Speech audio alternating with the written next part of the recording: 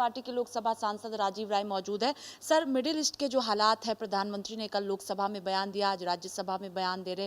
विपक्षी पार्टियां लगातार चर्चा की मांग कर रही है। कल ऑल पार्टी मीटिंग बुलाई गई है। कल माननीय प्रधानमंत्री जी ने लोकसभा में बयान दिया।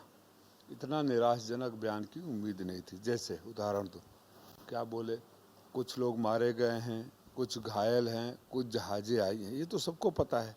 एज ए मीडिया पर्सन आपको भी उत्सुकता होगी, आप भी जानते हैं कुछ मारे हैं, कुछ घायल हैं। सवाल है कितने मारे गए हैं, कितने घायल हैं, कितने लोग वहाँ फंसे हुए हैं, उनको वापस लाने का क्या इंतजाम हो रहा है। माननीय प्रधानमंत्री जी ने मिडिल ईस्ट का नाम लिया, ईरान से 1000 बच्चों का नाम लिया, लेकिन जिन 6004 बच्चों को NSDC यूपी सरकार ने, वैसे तो बहुत हैं, जिन 6004 बच्चों को यूपी सरकार ने वहाँ के इजराइल गवर्नमेंट के साथ एग्रीमेंट करके युद्ध के दौरान 2025 में हालात क्या थे, ईरान और इजराइल, हिजबुल्ला सारे जो चल रहे थे, क्या थे, वो जानते हुए भी हमारे बच्चों को मरने के लिए वहाँ भेज दिया, क्योंकि नेतन्याहू से दोस्ती निभानी थी। और खूब प्रचार प्रसार किया सूचना विभाग ने।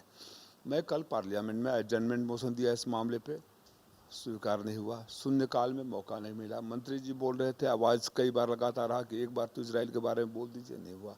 प्रधानमंत्री जी जब बोलने लगे तो मुझे उम्मीद था कि कम से कम प्रधानमंत्री जी तो बोलेंगे, लेकिन प्रधानमंत्री जी को भी मैं बोलता रहा, बीच बीच में टोकता रहा।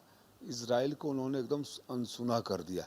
क्या इसलिए कि अपने ये दोस्त नेतन्याहू के हैं, हमारे गरीब बेरोजगार उत्तर प्रदेश के बच्चों को भेज दिए थे, या इसलिए कि यूपी में उनकी सरकार है और नवरात्रि में माननीय योगी जी माँ बहनों के आंसू भी नहीं देख रहे हैं, कहीं कोई उनका नाम जिक्र तक प्रधानमंत्री ने नहीं किया कि उनको वापस लाने हैं। उसमें कितने मर गए हैं, क्योंकि आपको पता है 2 दिन पहले ही वहाँ लिटिल इंडिया के नाम से जाने जाने वाले इलाके पर बैलिस्टिक मिसाइल आया, जिसमें सैकड़ों लोग मारे गए, और मेरी जानकारी के अनुसार उसमें भारतीय भी हैं।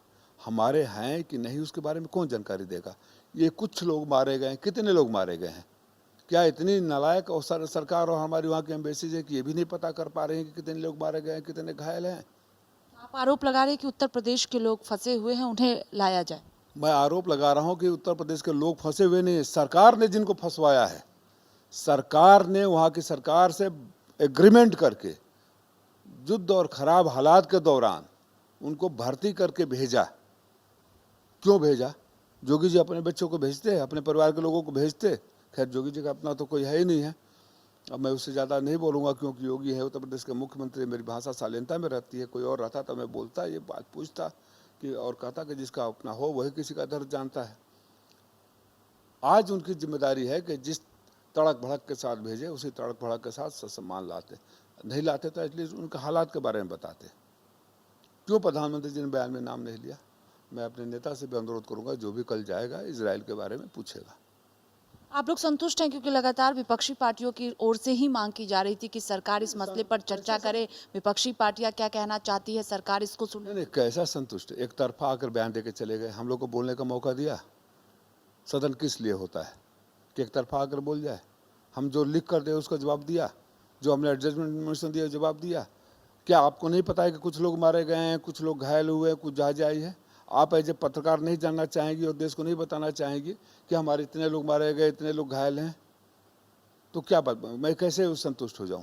इस तरह का वेग स्टेटमेंट, पार्लियामेंट में डिस्कशन अलाउ ना करना, बंद कमरे में बात करना, ये तो ठीक नहीं है। इससे हटकर एक सवाल है कि उत्तर प्रदेश में 2027 का चुनाव होने वाला है और चर्चा है कि सरकार महिला आरक्षण को जो है लेकर आने वाली है, संशोधित बिल को लेकर आने वाली है। किस तरह से आप देख रहे हैं? नहीं, जब बिल आएगा, हम लोग महिला आरक्षण के खिलाफ बिल्कुल नहीं। नेताजी शुरू से मांग करते रहे। बिल में क्या प्रावधान है, कैसे प्रावधान है, उसको डिटेल देखने के बाद ही डिटेल में बयान दे सकते हैं। आखिरी सवाल है कि AIMIM के उत्तर प्रदेश के अध्यक्ष हैं शौकत अली, उन्होंने विवादित बयान दिया है। कहा है कि 11 जो है, जो मुसलमानों का एनकाउंटर कर रहे हैं, उनका भी एनकाउंटर किया जाएगा, ये कहा जा रहा है उस शौकत अली की ओर से। उनके ऊपर कोई सरकार ने कार्रवाई किया? उनका सरकार ने कोई कार्रवाई? ओवैसी के भाई कई साल पहले 15 मिनट में सब कुछ हिंदुस्तान को ठीक करने की बात किए थे। क्या हुआ उस केस में? क्या हुआ उस केस में? मैंने ज़िंदगी में, मेरे ऊपर एक पुलिस कंप्लेन भी नहीं था। मैंने उत्तर प्रदेश में बड़े अपराधों के लिए पॉलिटिकल स्टेटमेंट योगी जी को सरकार को दोषी ठहरा दिया, तो मेरे ऊपर उनके फर्जी एफआईआर कर दिया गया, जिसमें एफआईआर करने वाले का नाम मतलब पता तक नहीं है, गवाहों को पता नहीं है, फाइल दबा कर रखी गई। आप कह रहे हैं कि इस बयान पर मैं बोला हूँ ओवैसी जी के ऊपर जितना भर बोलते हैं कोई केस होता है। मैं ये कह रहा हूँ कि ऐसे बयान वो आदमी नहीं दे रहा है जिसका आप नाम ले रही है, ये भाजपा दिलवा रही है, भाजपा दिलवाएगी। ये उनके लोग लिखे हुए स्क्रिप्ट है, क्योंकि इससे पोलराइजेशन हो, उसे समाज बटे और ये उनका फ़ायदा लें। आपको लगता है कि इस बयान पर एक्शन होना चाहिए जो बयान दिया गया? मैं ये बोल रहा हूँ कि सरकार खामोश क्यों है? ओवैसी के, उनके भाई के ऊपर, उनके पार्टी के लोगों के ऊपर कार्रवाई क्यों नहीं होती है?